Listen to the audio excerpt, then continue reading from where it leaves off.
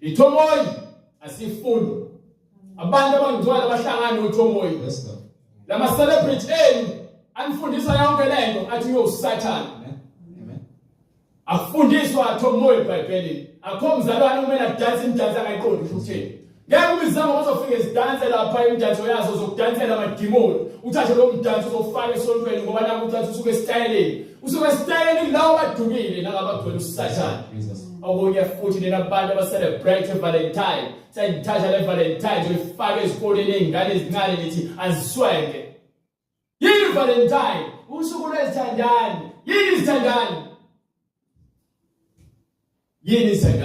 why kunosuku lwezithandani ngoba uJesu uthi thanda umakhelwane wakho lokuthanda alukho usuku olubhaliwe eBhayibhelini ekuthiwa